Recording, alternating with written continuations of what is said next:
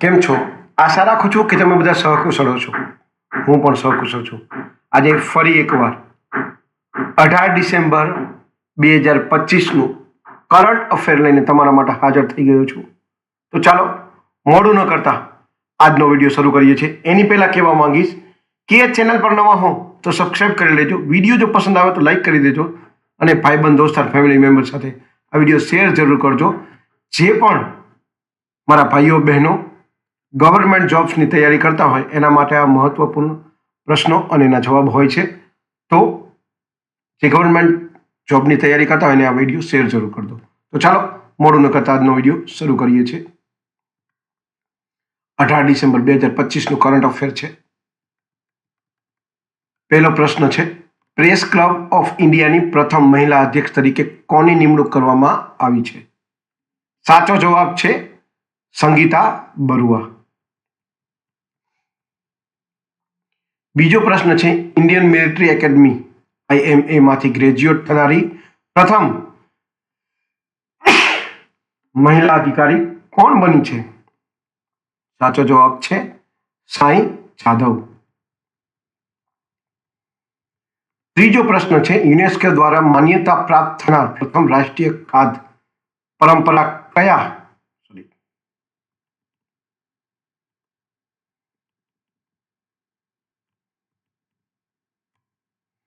ખાદ્ય પરંપરા કયા દેશની છે?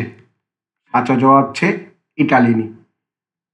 ચોથો પ્રશ્ન છે, માઇક્રો પ્રોસેસર ડેવલપમેન્ટ પ્રોગ્રામ હેઠળ CDEC દ્વારા વિકસિત ભારતના પ્રથમ સ્વદેશી 1.0 ગીગાહર્ટ્ઝ 64-bit ડ્યુઅલ કોર માઇક્રોપ્રોસેસરનું નામ શું છે?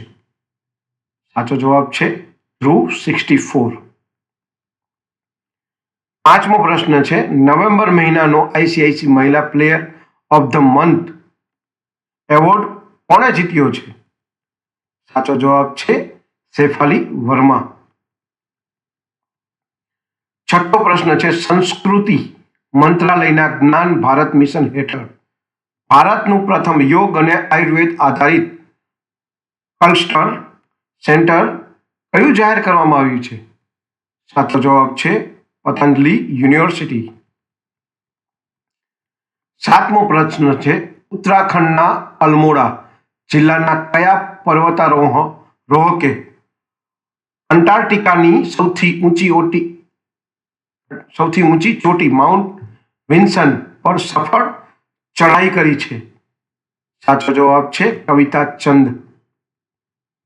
આઠમો પ્રશ્ન છે, 95 વર્ષની વયે અવસાન પામનાર રાજનેતા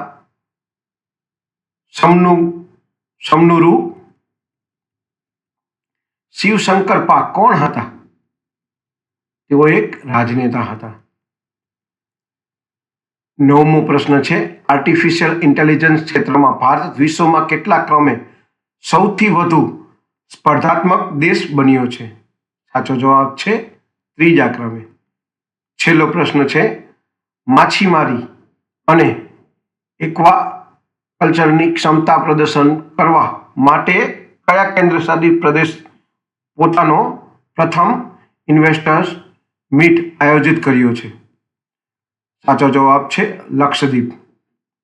તો આ હતા કરંટ અફેરના 10 પ્રશ્નો 18 ડિસેમ્બર 2025ના. આ વિડીયો જો તમને ગમ્યો હોય તો વિડીયોને એક લાઈક કરી દેજો. ચેનલ પર નવા હો તો સબસ્ક્રાઇબ કરી લેજો અને ભાઈબંધ દોસ્તાર ફેમિલી મેમ્બર સાથે આ વિડીયો શેર જરૂર કરજો. તો આજ માટે આટલું જ. જય હિન્દ, વંદે માતરમ દોસ્તો.